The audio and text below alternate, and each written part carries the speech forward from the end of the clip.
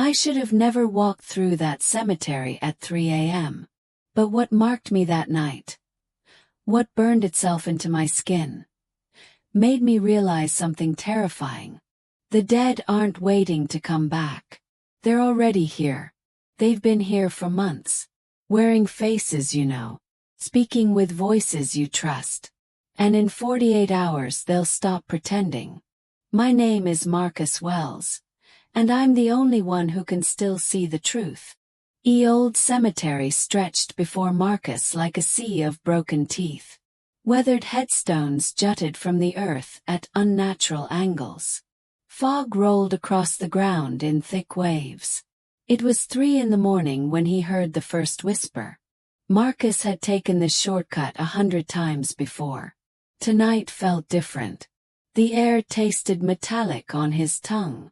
Sweet and wrong. Like copper mixed with flowers left too long in a vase. His footsteps crunched on gravel that should not have been there. The path had been dirt yesterday. He stopped walking. The crunching continued for 3 more steps. His breath caught in his throat. Slowly he turned his head to look behind him. Nothing. Only shadows and mist and the skeletal branches of dead trees. But the air had grown colder. So cold his exhaled breath came out in thick clouds. It was August. The temperature had been 70 degrees when he left the bar. Marcus pulled his jacket tighter and kept walking. Faster now. The whispers grew louder. Not words exactly. More like the memory of words. The echo of conversations held in rooms that no longer existed. He could almost understand them. Almost. A woman's voice rose above the others. Clear as crystal. Sharp as glass. He can hear us. Marcus broke into a run. The cemetery gates were only 50 yards ahead. Rusted iron bars that promised safety. The boundary between the world of the dead and the living. His shoes slapped against the ground. But beneath his footfalls he heard others. Dozens of them. Hundreds. An army of invisible feet matching his pace. The whispers became shouts. Became screams. Became laughter that scraped against his eardrums like nails on a chalkboard. 20 yards. The fog thickened until he could barely see his own hands. Pressed against him. Had weight now. Substance. Fingers of mist wrapped around his ankles. 10 yards. Something grabbed his shoulder. Not mist. Hand. Cold and solid and real. Marcus screamed and lurched forward. He crashed through the cemetery gates. Fell hard on the pavement beyond. Rolled. Scrambled to his feet. Spun around. The fog stopped at the gate. Perfect wall of white. And in that wall he saw them. Faces. Pressed against the barrier like children against aquarium glass. Dozens of faces. Hundreds. Old. Young. All watching him with eyes that held nothing but hunger. The woman from the whisper stood at the front. Her mouth moved. The veil is thinning. Her voice reached him clearly despite the distance. Soon there will be no gates to stop us. Her smile widened. Too wide. Far too wide. We will walk among you again. Marcus stumbled backward. His heel caught the curb. He fell. Hit his head on the concrete. Stars exploded across his vision. When he blinked them away, the fog had retreated. The cemetery looked normal again. Silent. He touched his shoulder where the hand had grabbed him. His jacket was torn. 5 perfect tears in the fabric. Like claw marks. And on his skin beneath he felt wetness. Blood. His blood. From wounds that should not exist. Given by hands that were not there. Marcus ran. He did not stop running until he reached his apartment. Did not stop until he locked every door. Every window. Drew every curtain. But even then he could feel them. Watching. Waiting. The veil was thinning. And the things on the other side were patient. They had waited centuries already. They could wait a little longer. Marcus sat in his bathtub with all the lights on. The bathroom had no windows. No way for them to see in. He wrapped himself in blankets. But he could not get warm. Could not stop shaking. Could not forget those faces pressed against the fog. Or the hunger in their eyes. Outside his apartment the city slept. Unaware. Unsuspecting. The moon hung full and bloated in the sky. Its light painted the streets silver. And in that silver light shadows moved. Shadows that had no source. That walked on two legs. That stopped beneath streetlights and tilted their heads upward. Tasting the air. Learning. Remembering. In cemeteries across the city the fog grew thicker. In hospitals the dying reported visitors that nurses could not see. In nursing homes the elderly spoke to empty chairs. And smiled. The veil was thinning. Had been thinning for months. For years. So slowly that no one noticed. Until tonight. Tonight something had changed. Tonight the barrier had grown weak enough for hands to reach through. For voices to carry. For the hungry dead to remember what it felt like to touch the living. Marcus huddled in his bathtub. He pulled out his phone with trembling fingers.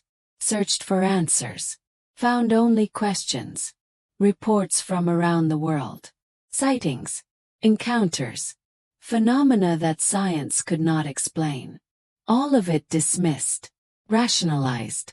Explained away. But Marcus knew the truth. He had felt it. The hand on his shoulder. The claws that drew blood. The voices that were not voices. He scrolled through article after article. His eyes burned. His head pounded. And then he found it. Blog post. Written 3 days ago. The title made his stomach clench. The lunar convergence approaches. He read.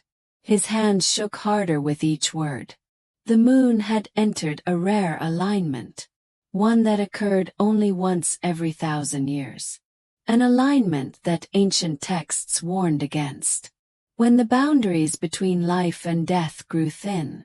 When the dead could walk. When the veil could tear. The alignment would peak in 3 days. On the night of the full moon. Marcus looked at the date on his phone. 2 days remained. 2 days until the convergence. 2 days until the veil did not just thin, but shattered. A sound came from his living room. Soft at first, then louder. The sound of something dragging across his floor. Something heavy. Something that should not be there. Marcus held his breath. Listen. The dragging stopped at his bathroom door. Silence. Then. Knock. 3 slow deliberate raps against the wood. And that voice. That terrible hungry voice. Marcus. Knew his name. Let me in. I just want to talk. The doorknob began to turn. Slowly. Even though he had locked it. Even though there should be no way. Marcus watched in horror as the lock clicked open. The door swung inward. Revealing nothing. Air. But the cold poured in. And with it came the smell. Earth. Decay. Roses. Footsteps crossed his bathroom floor. Invisible. But he could hear them. Feel the vibrations. See the wet prints they left on the tile. Prints shaped like bare feet. Rotted feet. Skeletal feet. The presence stopped in front of his bathtub. Marcus could not move. Could not scream. Could only stare at the empty space before him. And feel the weight of unseen eyes. The temperature dropped further. His breath came out in frozen clouds. Ice crystals formed on the shower curtain. On the mirror. On his skin. You can see us now. The voice came from directly above him. You opened your eyes. And now you cannot close them. Something touched his face. Fingers. His cold. Tracing the line of his jaw. His cheek. His forehead. Mantle. almost tender. When the moon is full, when the convergence peaks, the veil will fall, and we will be free. The fingers moved to his eyelids, pressed down, forced them shut. Until then, sleep. Dream of us. Dream of what is coming. Marcus wanted to fight, to resist, but exhaustion crashed over him like a wave. His muscles went limp. His mind grew fuzzy. The last thing he heard was laughter, soft and terrible, the sound of something ancient, something patient, something that had waited so very long. When Marcus woke, the sun was streaming through his bathroom window. The curtains were open, even though he had closed them, even though he had locked the window. His phone showed 10 missed calls, 20 text messages, all from his sister, all asking if he was okay, all sent in the middle of the night, all saying the same thing. She had dreamed of him, dreamed he was in danger, dreamed of pale hands reaching for him in the dark. Marcus looked at his reflection in the mirror, and froze. His face was covered in dirt, cemetery dirt, and written on his forehead in that same dark earth. Message. 2 words. In a language he did not know, but somehow understood. They come. Marcus stared at his reflection. The words on his forehead seemed to pulse, to move, as if the dirt itself was alive. He reached up with shaking hands, tried to wipe it away. The moment his fingers touched the earth, it burned. White-hot pain shot through his hand. He jerked back, watched in horror as the skin on his fingertips blistered, turned black, like frostbite. But it was not cold. It was something else. Something worse. The dirt remained on his forehead, untouched, unmoved. Marcus stumbled to the sink, turned the water on full blast, splashed his face again and again. The water ran brown, then clear. But the words remained, burned into his skin now. Not dirt anymore. Brand. Mark. He grabbed his phone, called his sister with trembling hands. She answered on the first ring. Marcus, oh thank God.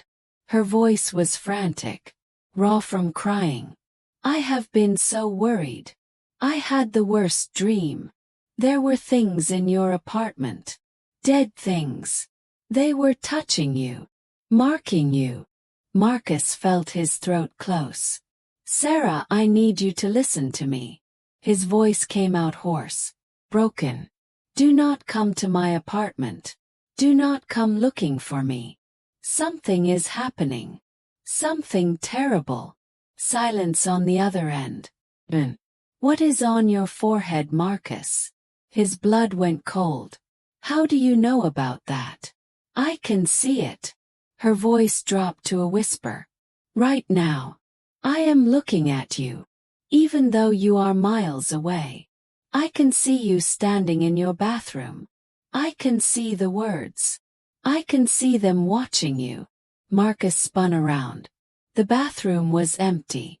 But he felt them now. The pressure of unseen eyes. Dozens of them. Hundreds. All fixed on him. Sarah, where are you? I am at home. In my bed. But I can see you. It is like I am standing right next to you. She started crying.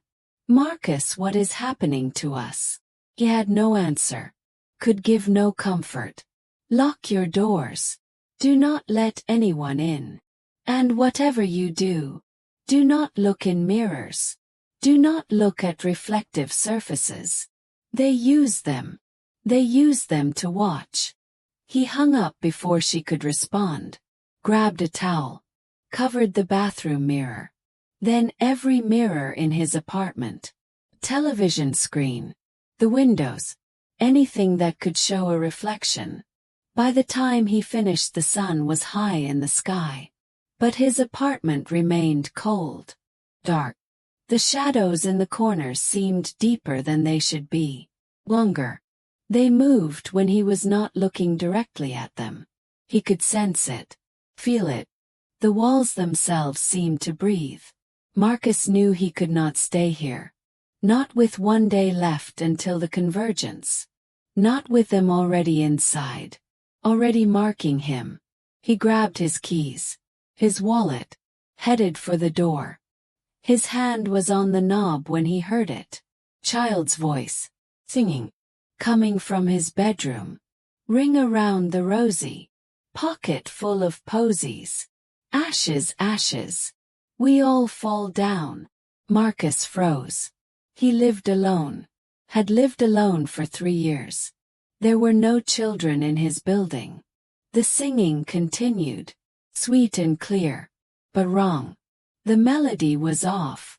The rhythm broken. Like a music box winding down. Marcus, come play with us. Different voice now. Also a child. Also wrong.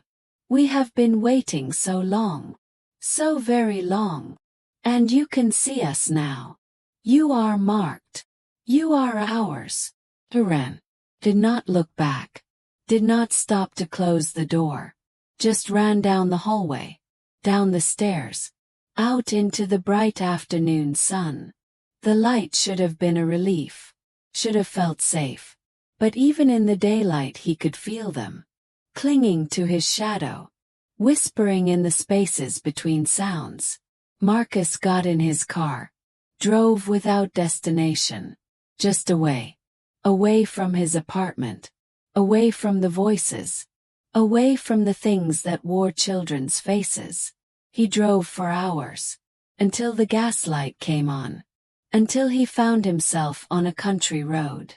Far from the city. Far from people. He pulled over at an abandoned gas station. The pumps were rusted. The windows broken. Weeds grew through cracks in the concrete. This place had been dead for years. But it was empty. Quiet. Marcus got out of his car. Stretched his legs. Tried to think. Tried to plan.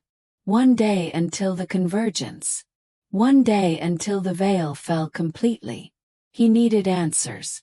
Needed to know how to stop this. If it could be stopped. The blog post had mentioned ancient texts.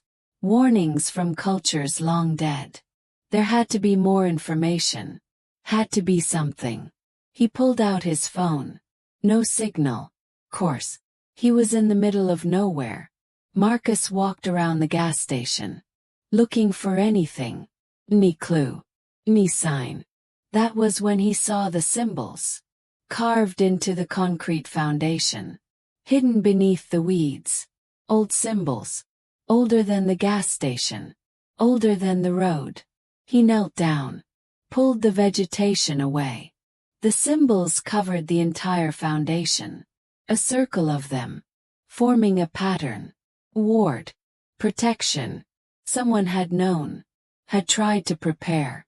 Marcus traced the symbols with his fingers. They were warm to the touch. Vibrating. Still active after all these years. He understood then. This place was safe. The circle kept them out. Kept the dead away. He could stay here. Wait out the convergence. Maybe survive. But what about Sarah? What about everyone else in the city? Everyone who did not know. Who could not see. Who would be helpless when the veil fell. Marcus stood. Made his decision. He could not hide. Could not save only himself. He had to go back. Had to warn people. Had to try. Even if it was hopeless. Even if no one would believe him. He got back in his car. Started the engine. And that was when he saw her. Standing at the edge of the tree line. A woman in a white dress. The same woman from the cemetery. The one who had spoken through the fog. She smiled. That too wide smile. And raised one hand. Beckoned him. Marcus hit the gas. Tire spun. Gravel sprayed. He shot forward. Away from her. Away from that terrible smile. In his rear-view mirror he watched her. She did not move. Did not chase. Just stood there. watching, waiting. 'Cause she knew. They all knew. He could not escape. Could not outrun what was coming. The mark on his forehead burned. Marcus drove faster. The sun began to set, painting the sky blood red. Tomorrow night the moon would be full. Tomorrow night the convergence would peak. Tomorrow night the dead would walk. And there was nothing he could do to stop it. His phone buzzed. Signal had returned. Text from Sarah. They are in my house. I can hear them in the walls. Scratching. Whispering my name. Marcus, I am so scared. He called her immediately. She answered sobbing. They are everywhere. In every reflection. In every shadow.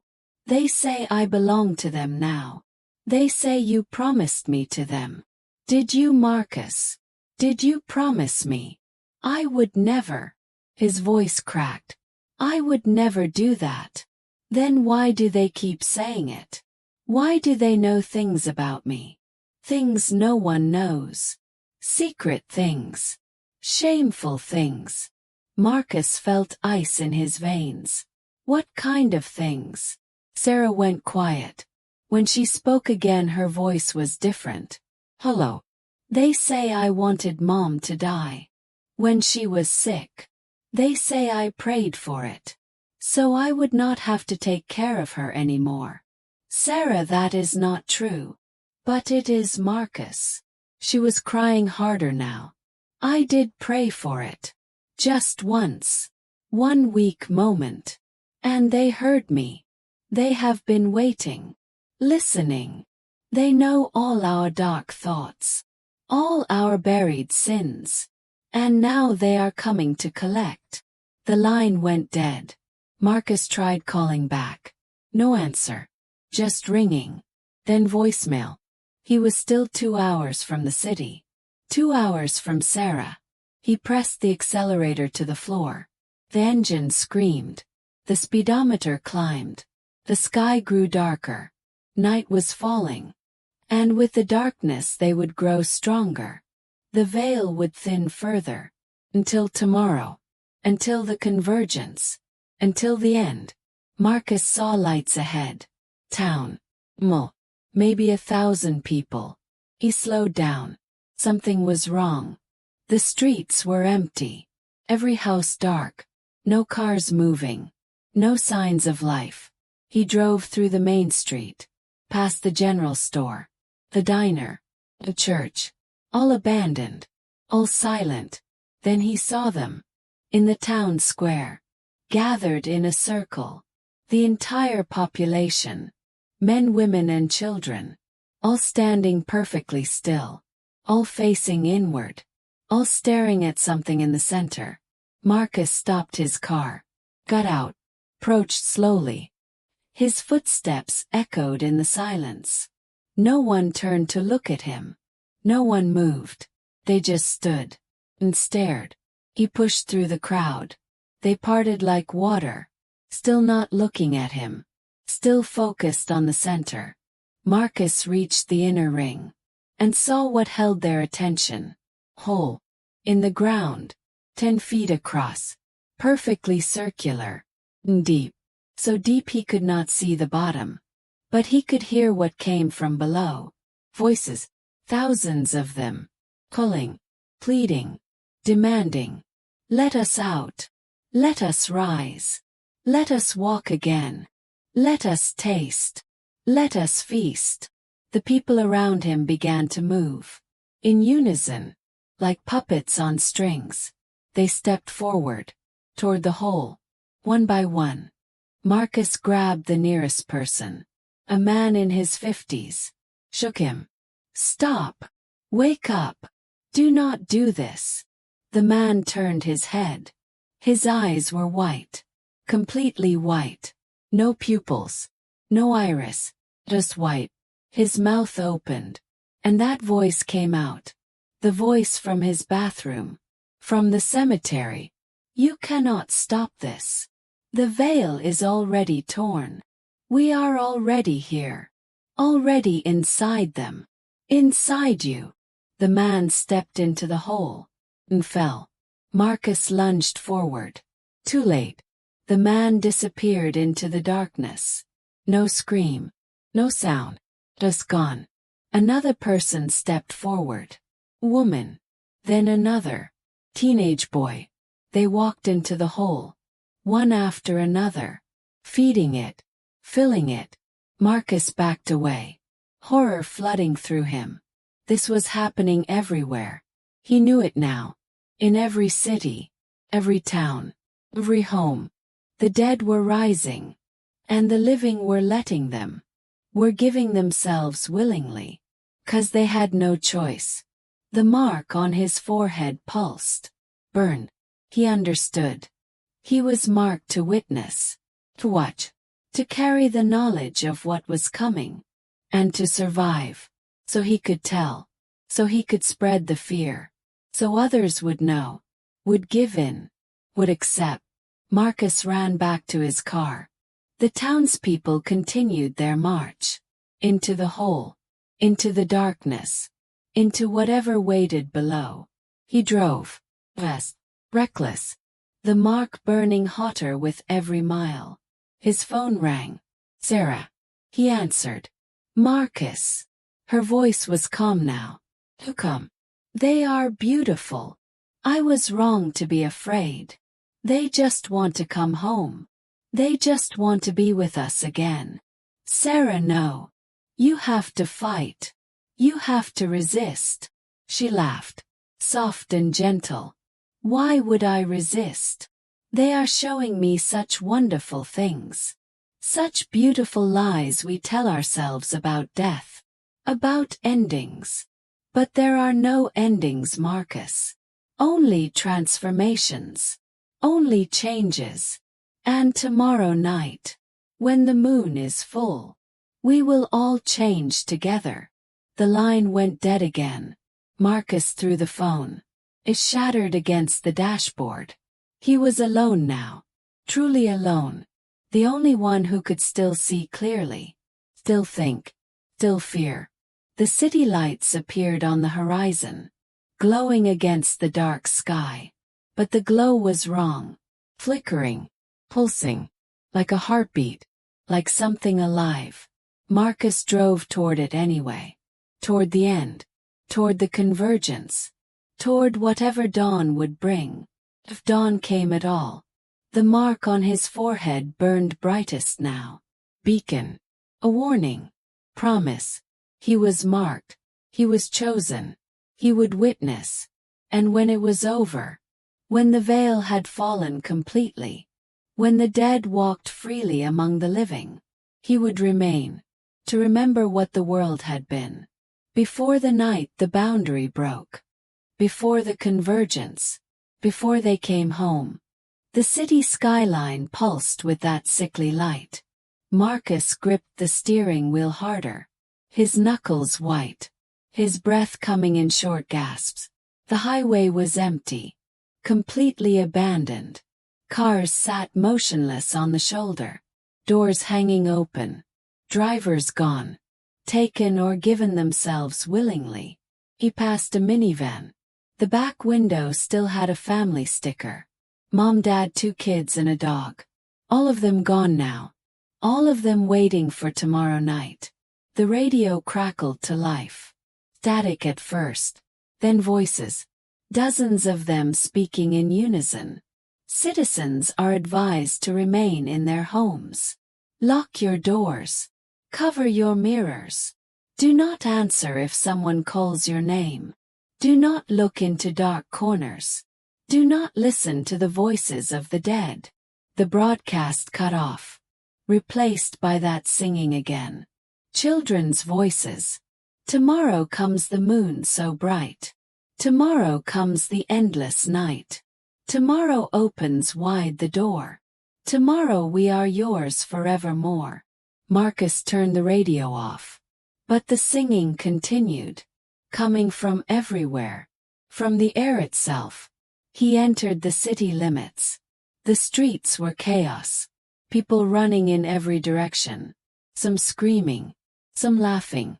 some standing perfectly still, staring at nothing, their eyes white, already gone, already taken. Fire burned in several buildings. No sirens came. No help arrived. The emergency services had collapsed. Everyone was on their own now. Marcus navigated through the madness, heading towards Sarah's apartment.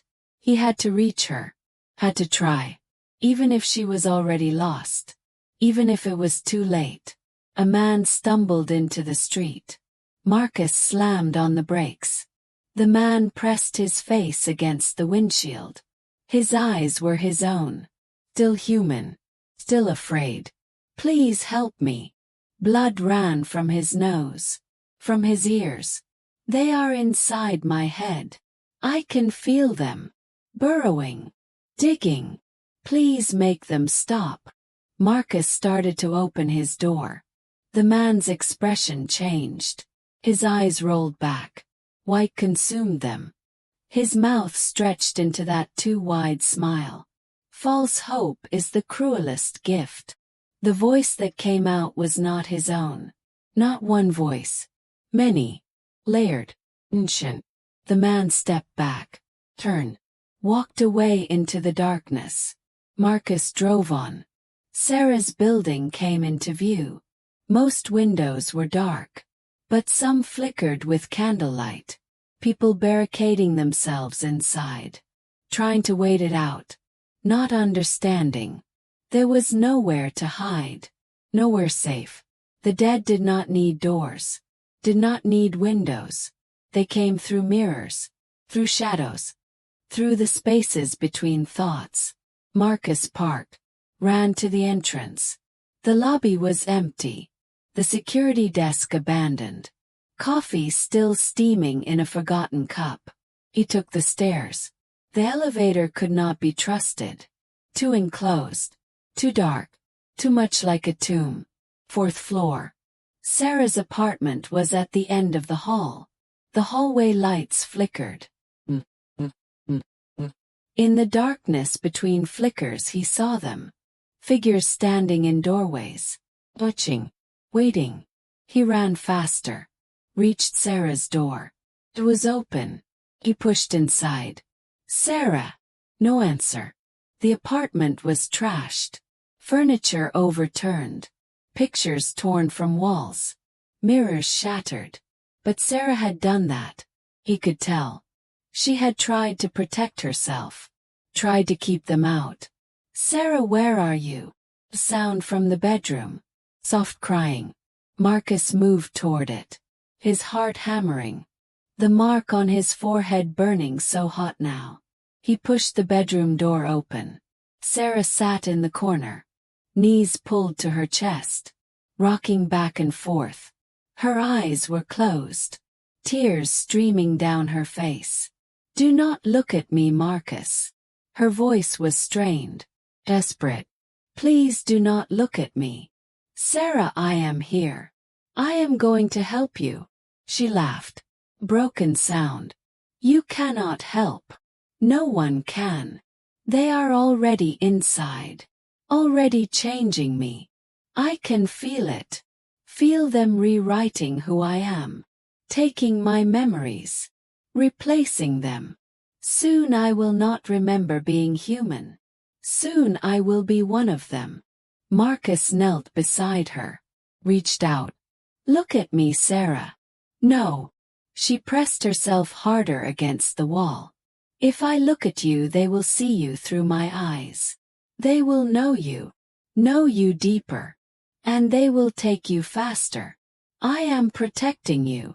This is the last human thing I can do. Tears ran down Marcus's face. There has to be a way. There has to be something we can do. Sarah finally opened her eyes. They were still brown. Still hers. But something moved behind them. Something dark. Something hungry.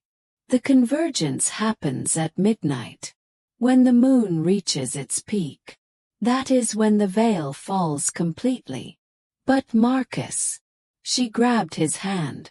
Her grip ice cold. It is already too late. The veil has been falling for months. For years. They have been crossing over slowly. Hiding inside us. Wearing us like clothes.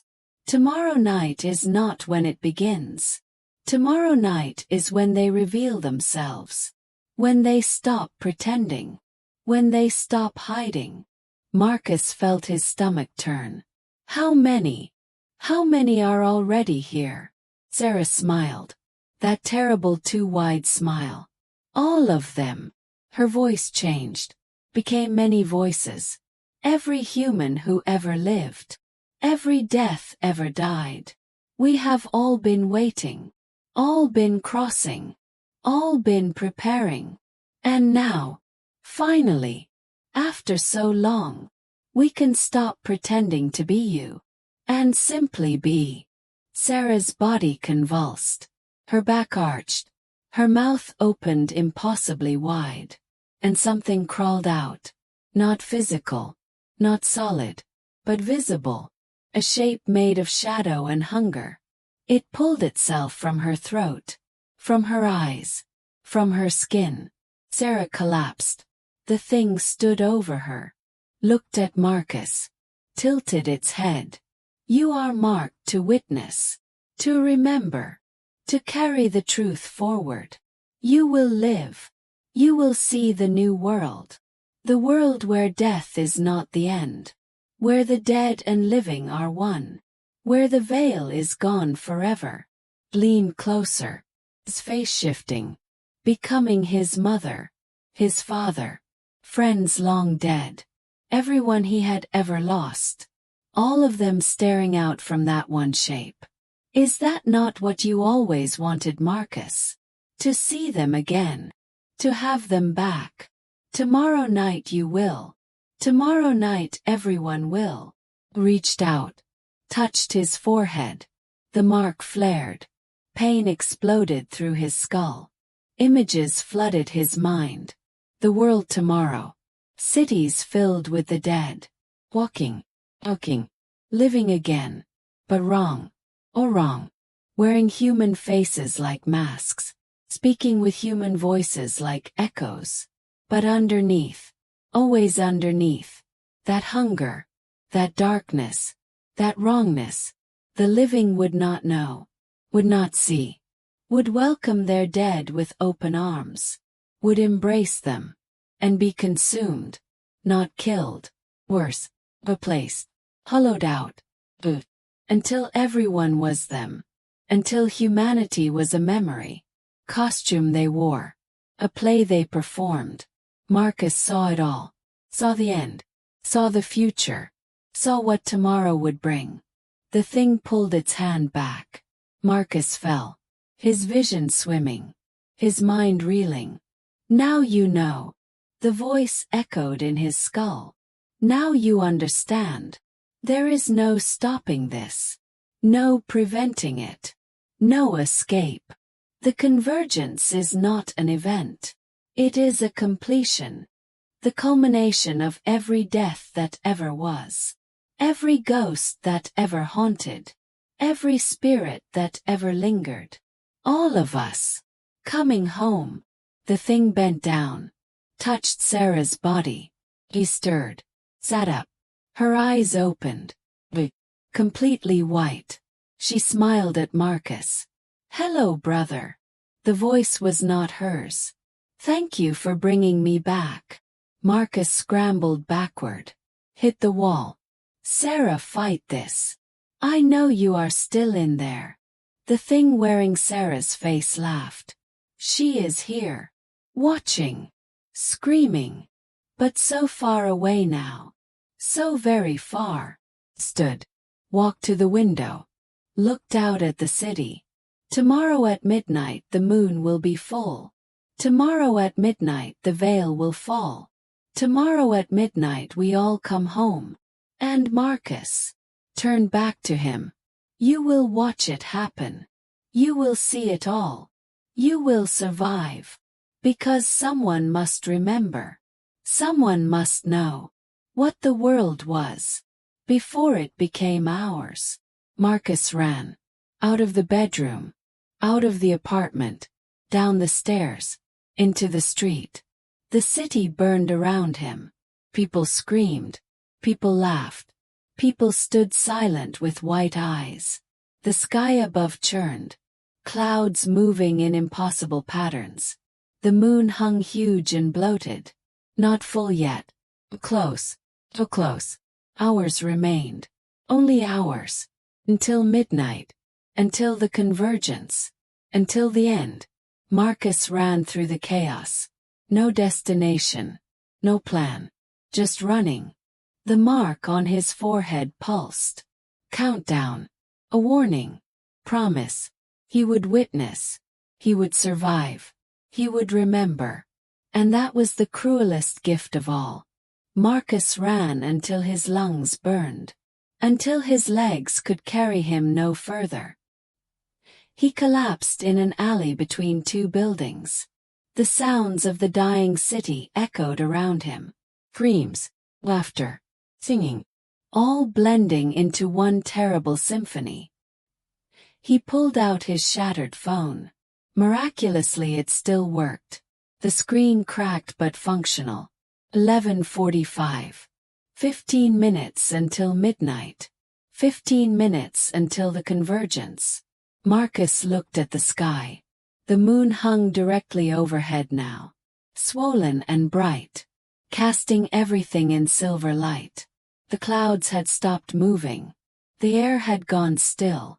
The entire world seemed to be holding its breath. Waiting. He thought of Sarah.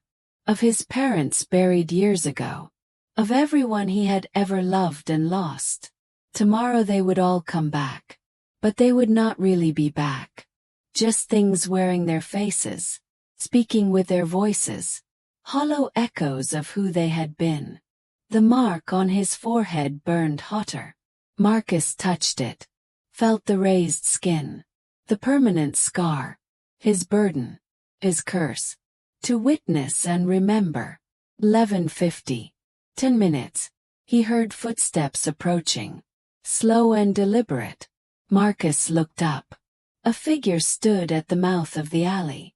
Backlit by the moonlight. It walked closer. Stepped into view. An old man. Weathered face. Kind eyes. Eyes that were still human. Still his own. You are the witness. The old man's voice was gentle.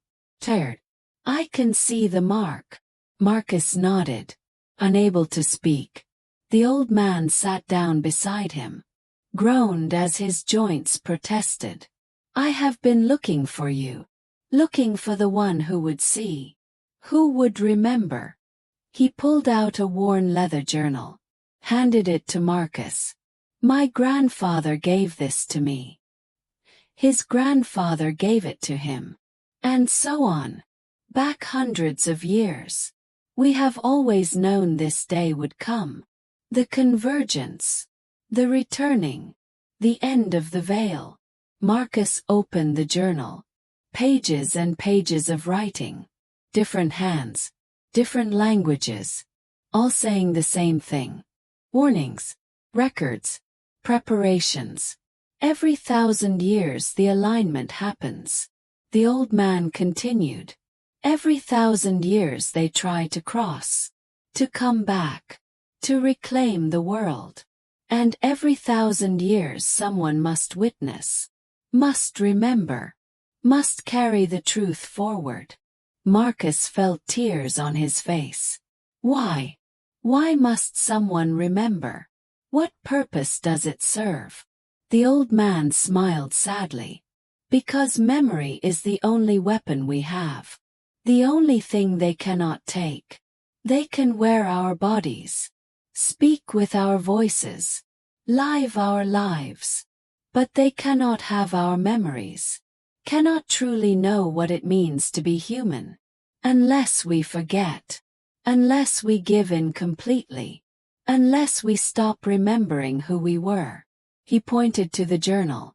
Every witness writes their account. Leaves a record. So that in another 1,000 years. When the alignment comes again. The next witness will know. Will understand. will remember for all of us. 11:55. 5 minutes. The old man stood slowly. My time is done. I have carried the memory as long as I could. Now it is yours. He placed a hand on Marcus's shoulder. Do not let them make you forget who you are. Do not let them take your humanity. Even when you are the last one left. Even when you are surrounded by their imitations. Remember. The old man walked away. Out of the alley. Into the moonlight. Marcus watched him go. Watched as his form became translucent. Fading. Like he had never been there at all. Perhaps he had not. Perhaps he had been a ghost himself. A witness from 1,000 years ago. Reaching across time. Passing the burden forward. Marcus looked at the journal in his hands. Open to the last written page. The entry was dated 1,000 years ago. In faded ink it read. To the next witness. I am sorry. Sorry you must bear this weight. Sorry you must see what I have seen. Sorry you must survive when all others fall. But know this. You are not alone. Every 1,000 years we stand vigil. Every 1,000 years we remember. Every 1,000 years we keep the flame of true humanity alive. Until the day when the convergence fails. When they cannot cross. When the veil holds. That day will come. But not today. Today you witness. Tomorrow you remember.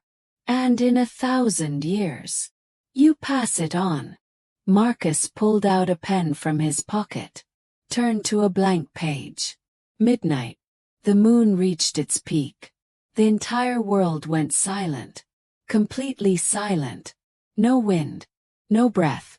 No sound at all. And then. Sound like fabric tearing. Massive. Cosmic. The veil splitting open. Marcus looked up. The sky cracked. Not metaphorically. Literally.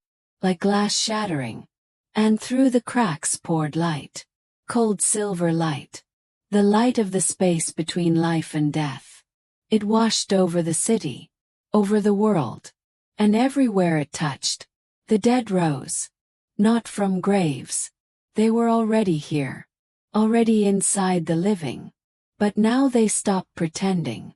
Now they revealed themselves. Marcus watched as every person in sight changed. Their eyes going white. Their smiles too wide. Their movements too fluid. No longer bothering to mimic humanity perfectly. No longer hiding. They turned as one. Looked at the moon. And sang. A song of triumph. A song of homecoming. A song that had no human words. Marcus felt the pull. The mark on his forehead protecting him. But he felt it nonetheless. The urge to join them. To give in. To stop fighting. It would be so easy. So peaceful. To let go. To forget. To become one with the dead. But he did not. He gripped the journal tighter. Began to write. My name is Marcus Wells. I am the witness. I have seen the convergence. I have watched the veil fall. I have seen humanity end. And I will remember. The dead paid him no attention. They had their victory. Had their world. One human memory meant nothing to them. But it meant everything. Marcus wrote through the night. Wrote as the dead celebrated. Wrote as the sun rose on a new world. A world where death had no meaning. Where the boundary was gone. Where the living and dead were one. He wrote it all. Every detail. Every horror. Every loss. And when he finished. When the last word was written. He closed the journal. Held it to his chest. The mark on his forehead had stopped burning. It was done. The convergence was complete. Marcus stood. Looked out at the city. It looked normal. People walking. Cars driving. Life continuing. But it was not life. Not anymore. Just the dead pretending. playing at being human. And they would play for 1,000 years. Until the next alignment. Until the next convergence. Until the next witness. Marcus walked out of the alley. Into the new world. Alone among billions. The last true human. The keeper of memory. The witness. He would live. He would survive. He would remember.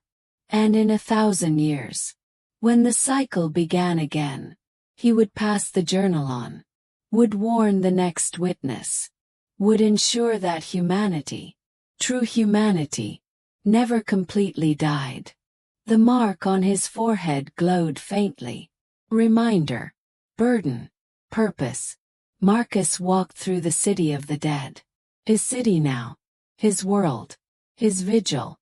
And though he was surrounded by faces he once knew, voices he once loved, he knew the truth.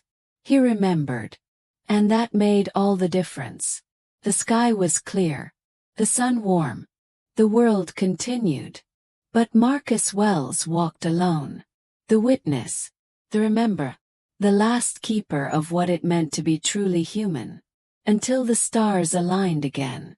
Until the moon swelled full once more. Until another 1,000 years had passed.